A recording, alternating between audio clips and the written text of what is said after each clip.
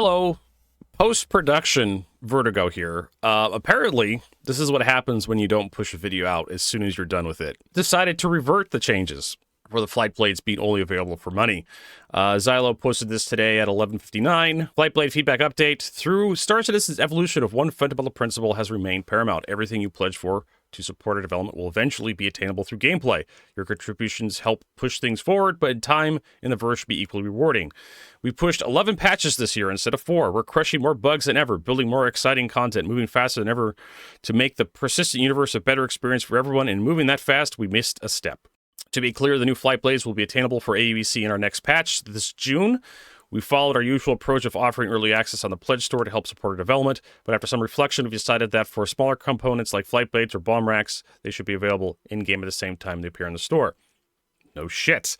The choice is, and it should always be yours, if you want to support a project early, you can, but it's not required. If you own a game package, you'll be able to pick these up in-game currency in our next monthly patch, and for the future gameplay kit introductions, we'll ensure these items are attainable in-game day one.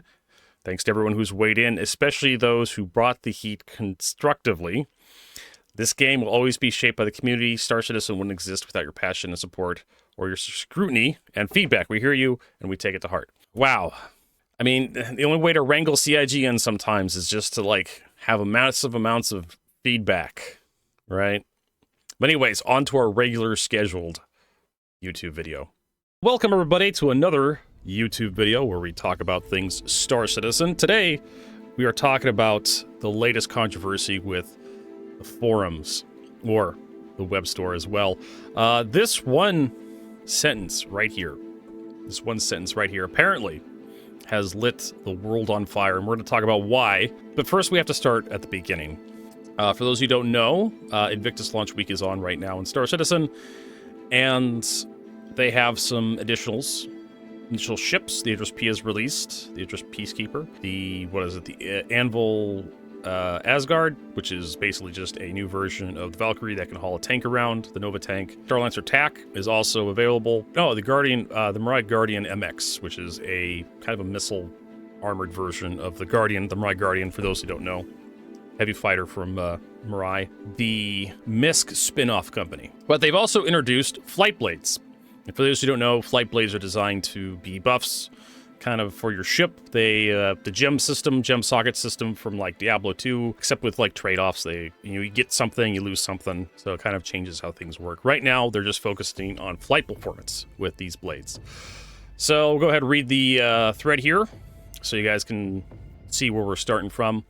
Posted by Freja Vanadis, introducing flight blades, shape your ship's behavior. Hi everyone, we're introducing a new component designed to support the horizontal progression of ships and to give you the opportunity to take tuning into your own hands. Meet the new flight blades. What are flight blades? In simple terms, flight blades are components that go into your ship's computer ports to adjust flight behavior in two key ways currently. Speed. Increase your speed to straight line top speed. Maneuverability improves ship handling. While using flight blades, you can boost one area. It comes with a trade-off. As you can see, a reduction in another to balance things out. This isn't about chasing raw upgrades, it's about making meaningful changes and further dialing your loadout to reflect your playstyle.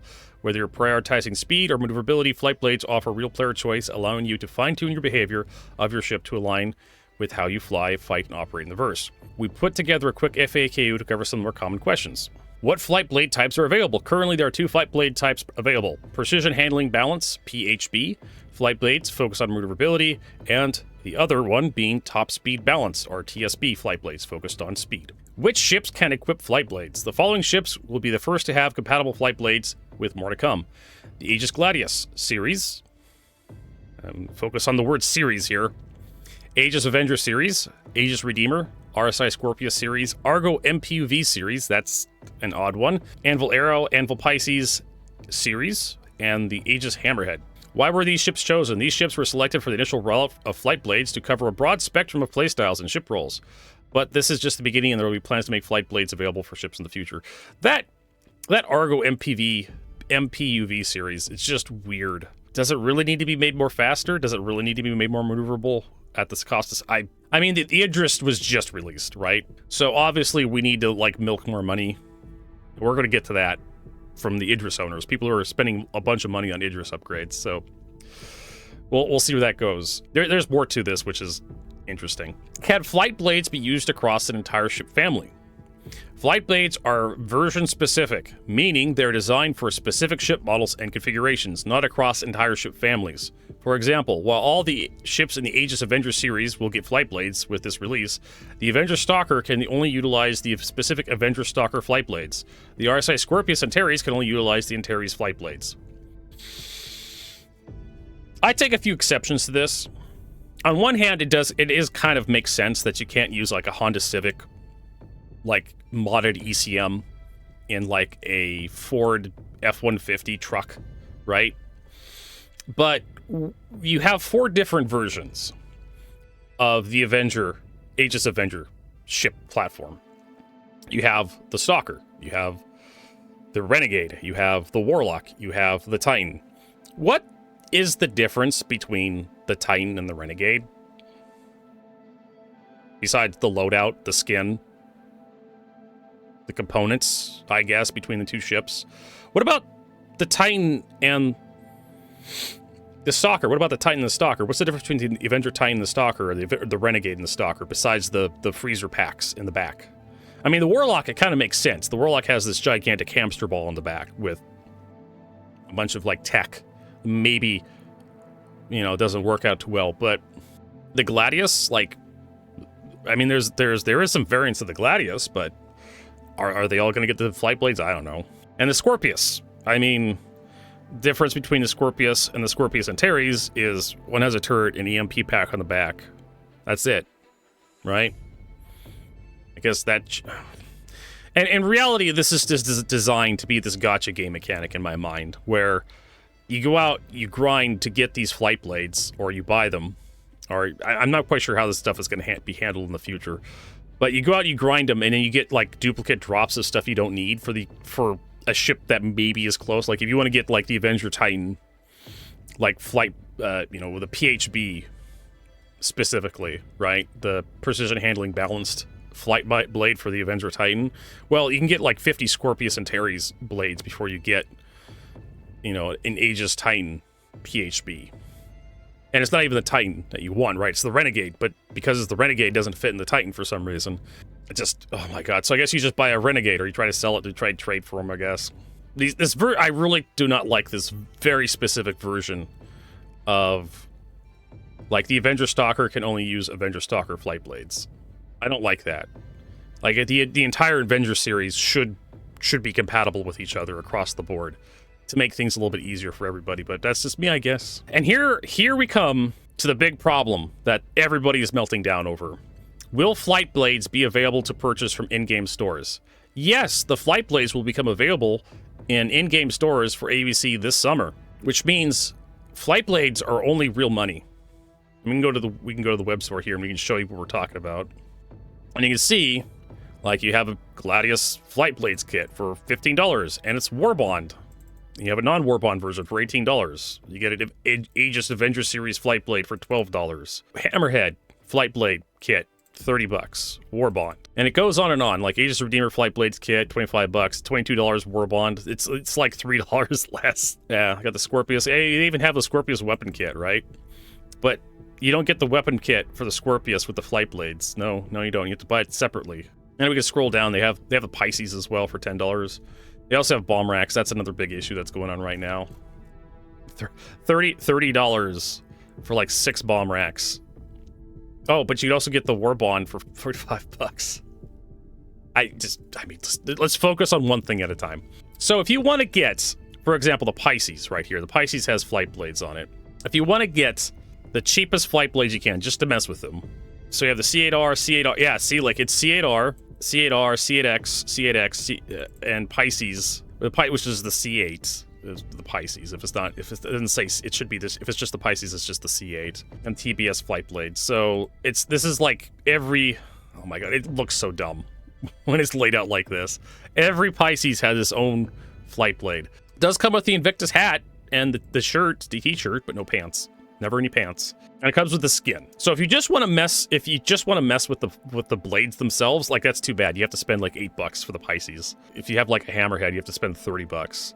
If you want just the skin, well, that's too bad. You get the flight blades too. And that's kind of like the big deal with this. Is like this should be available in game right? That's all this stuff should be available for in-game purchase right now. But CIG's decided that no, you can only buy this in the web store right now. And that's fired everybody up at the moment. And I agree. Like, if this sentence didn't exist, if you could get the skins and the flight blades in the store right now, plus you can go to the Invictus Launch Week celebration over at the Belvic Convention Center in ArcCorp, and you can get these things for, like, I don't know, 10,000 AVC a piece.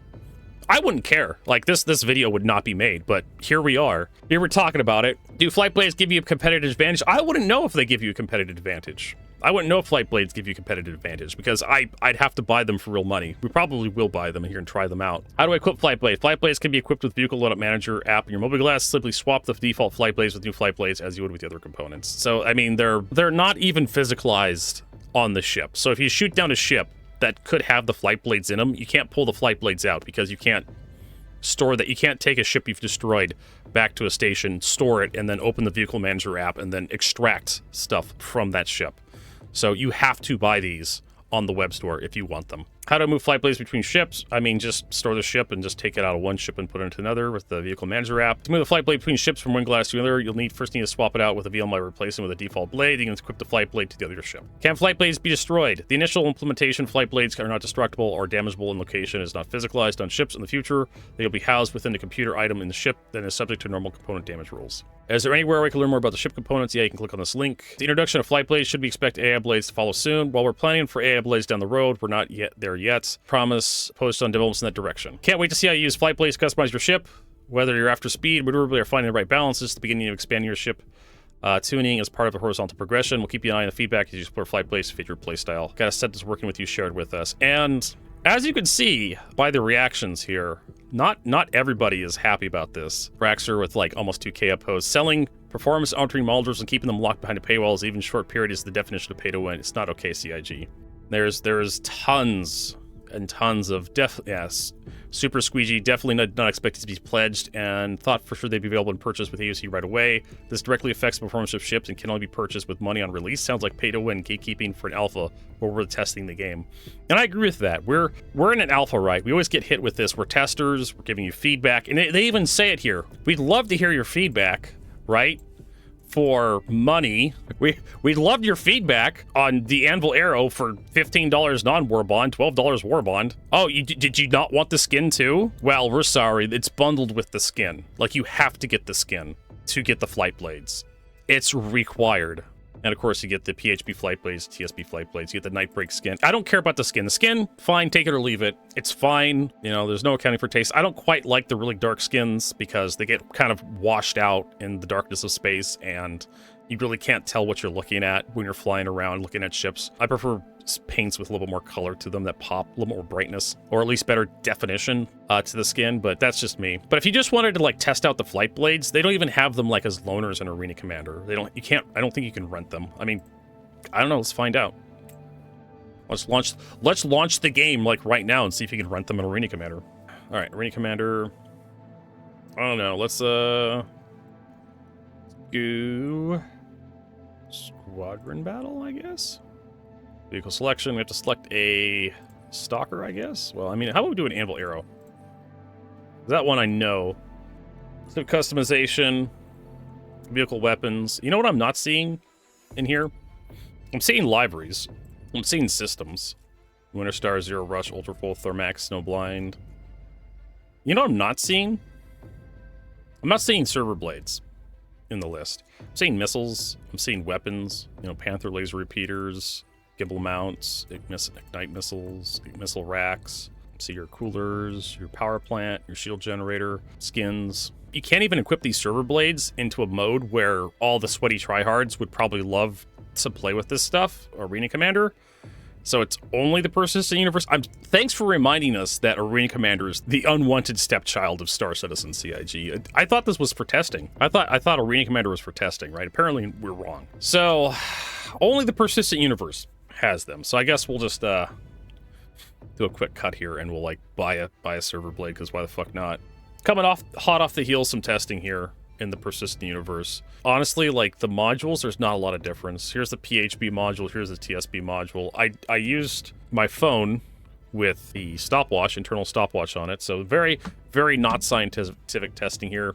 So some of the times could be off by a couple of milliseconds, the amount of time it takes me to actually push the stop button. But everything is so close together, it could be just rounding errors on my part. Like your base module, 360 degrees, 360 degrees pitch, yaw, and roll. The pitch is 516 for your base module. Your PHB is 5 seconds. And the TSB is 5.23. And I really only did these a couple times. I didn't do them like 50 times. I did them like twice just to make sure I got it right. But in reality, everything is so close together.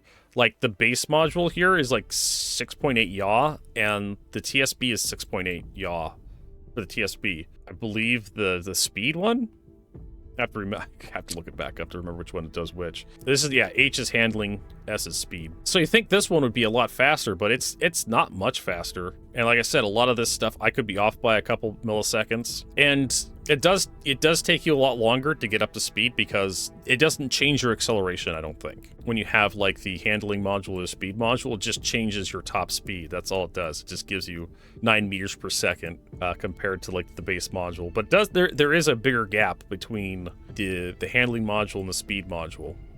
But between like the base module and the handling, or the base module and the speed module, there isn't that big of a difference. Like it's, for the anvil arrow, it's like knife edge. Like razor edge, razor thin margins here. I think the biggest thing for speed in Star Citizen, or at least combat, is acceleration. You're probably gonna have to talk to somebody who actually does a lot more Starship-based PvP than me. I don't do a lot of Starship PvP on my streams, so I can't really comment. But I would imagine in my mind, acceleration rates, how fast you can get up to speed, would be more important than just another 10 meters per second for like SCM or boost. For your SCM boost speed. I can't imagine that would be a huge difference, a huge deal. They don't really tell us a release date, they just have like summer. When's that? I don't know. It definitely is like FOMO though. They're trying to get us with this fear of missing out. Like, you better buy them now because you want to be the first on the block to have these. Don't miss out. You may be losing dogfights. And there's absolutely no stats posted anywhere, like in game and whatnot. I don't know if Urkel has them yet. Let's see if DPS Calculator has something here for the flight. So if you wanted to look up what you're getting, you have to go to a third-party website that actually like has like the data set cracked open, so you can actually check to see what your module is going to do. So speed blade, handling blade, standard blade, and you actually have the stats here. At least on Urkel it does. And like I said, the difference in these blades, going off what I tested in game, is so subtle. Like, even with just my stopwatch on my phone, like I was like doubting whether or not I was pressing the button at the right time, because in order to do a 360 degree pitch with the base module is 516, with the handling module it's 5 seconds flat. With the speed module, it's 523. And I keep asking myself, is that just because I'm really slow on pressing the button? Or maybe I'm too fast in certain areas? Now, the yaw rate is basically like 6.8 for the base module, 6.73 for the handling module. You think the handling would be a lot faster than that. And the speed module is 6.8, which is almost dead. I had to have pressed the button wrong here, right? And of course, the anvil arrow rolls really fast, so it's really kind of hard to like press the button really quickly. It's a 2 second 360 roll. I don't know. Do these things, do they offer a competitive advantage? Not for the arrow, really. The arrow feels like you could probably get away with not having one of these equipped, and you'll be just fine. Too bad, like, the anvil arrow is like $12 or something. I bought one just to see how it was. Probably just like ask for a refund or something. How much was this again? Anvil arrow. Yeah, Warbond was $12. Yeah, you have kind of a weird thing going on here, where, at least as far as the anvil arrow is concerned, like, the amount of advantage you get having these blades is so minimal that it's ignorable. It's not worth the $12. The skin, probably, again, not worth the $12 because they're selling anvil arrow skins for like less than that. If we go to paints and we look at the arrow skin, here's $5, $3, $3, $3. So they want to charge you like $12 for the skin plus the modules, Actually, these skins aren't even worth it. You can get these all in game, I believe, if I recall correctly. I bought this paint pack and they immediately released this paint pack for in-game credits, so I melted it pretty quickly years ago. The skin's okay, like if you like the skin, but is it worth the $12 they're asking for when you can get like paints for like $5? Or if you can go to a Gladius or something, go look at the Gladius flight blades. $15 for the Gladius, and you go look at the paint store here. Gladius is like $7, $4. If you just want the skin, like it's a really expensive skin, and the flight blades don't actually add anything to the pack, really. They're tiny, infinitesimal changes to your flight model. Is it pay to win? Not really. Is it FOMO? Yes. Is it disgusting? Yes. But you could probably do without most ships. I mean, there's a couple ships probably, like the Aegis Hammerhead, like, or the Redeemer. The Redeemer is such a fat, slow piece of shit. Like, an extra couple meters per second in SCM mode is probably not going to help the piece of crap. But being able to roll a little bit faster so it can get its turret gunners on target would probably help a lot. At least in my, again, we'd have to like play this out in game and see if like extra speed would really help out versus various targets. Or something like the Scorpius, would top speed help out more? Would having a few more meters per second top speed help the Scorpius out in a fight, be able to run stuff down versus having the ability to... I mean, the Scorpius has a turret. So why does the Scorpius need to maneuver faster? Like, it just rolls a little bit, and then the turret just shoots at stuff. I mean, unless you want to use all the weapons, but what makes the Scorpius really nasty is that top turret. That top turret with a second person is basically consistent DPS, constant stream of DPS coming at you. And it's really hard to get out from underneath that DPS. And if both the pilot and the turret get on you at the same time, God help you. Bend over, kiss your ass goodbye. Same thing with like the Hammerhead. The problem with the Hammerhead isn't that it needs to roll to get like from side to side to get like its turret's firing arcs. That it has so many firing arcs already, it doesn't really need to maneuver that much. And again, it's a really slow, lumbering ship. Giving it a little extra top speed isn't going to help it all that much. It's not really designed to run things down. These flight blades actually going to help any. And from the data set I've gathered, it doesn't seem like this is going to help all that much. From the Anvil Arrow stuff, it probably have to do a little bit more testing in like Arena Commander, but unfortunately you can't use these in Arena Commander because the slot doesn't show up in the options menu. So you're gonna have to do this in the persistent universe, and you're gonna have to, when you die and you lose, you respawn, and it's gonna take you more time to get back into the fight. But again, I don't think it's pay to win. It's still disgusting. Like you're asking everybody in this thread to give you feedback, and you're charging them $12, $15, and they've already spent money. People have already bought it. You've spent, is $45 not enough? Is $200 not enough? Is $90 not enough for Gladius? What is it, like $75 for a starter pack with the arrow? I can't remember how much it cost. Yeah, Anvil Arrow's like $90. Okay, so the Titan starter pack is $75. Does the Titan pack actually have Avenger Series Blade Kit in here? Avenger Stalker Titan, yeah, so it does. So you can do that with the Avenger Titan starter pack. It's actually on sale. So for $63, honestly, that's not a bad deal for the Avenger Titan, $63. They're charging us like a bunch of money, a bunch of extra money to test this stuff for you, in order to give you feedback. And have we not spent enough money in order to warrant feedback? Why don't you just give it to us on Arena Commander? If you're worried about like this stuff getting loose in the persistent universe for some reason, why not just give it to Arena Commander first, right? Because I'm sure people would love to load in, play it, give you feedback there. But you're basically asking for feedback for something that's like requires money, which is dumb in my opinion. And there's no stats on the website. Of course, you have to go to a third-party website to figure out what you're getting. You have to be knowledgeable about these numbers in order to understand what you're looking at. And not everybody has that. Honestly, I can't imagine them nerfing these blades because they're already pretty bad. Just a little bit of testing I did. Again, we go back to my numbers here. Just a little bit of testing I did. These numbers are basically ignorable. You shouldn't buy these blades with the idea that they're going to do anything for you. The base Anvil Arrow is pretty close to either one of these. The PHB and the TSB are far enough apart from each other that if you equip a TSB or the PHB and someone else has the opposite, you'll probably have a slight competitive edge over that other person. But if you just don't equip a module and use the base module, the base tuning for your Anvil Arrow, you'll probably be fine against either module if you come up to them, because you're going to be so close in your maneuverability or top speed. And really, I think about this, it would make more sense that acceleration would be the determining factor in who wins or loses a fight. And like how quickly you can turn to get on target and whatnot a little bit. I wrote a note down here on my script on the other monitor that this will probably get nerfed after release for when it actually arrives for like in-game credits.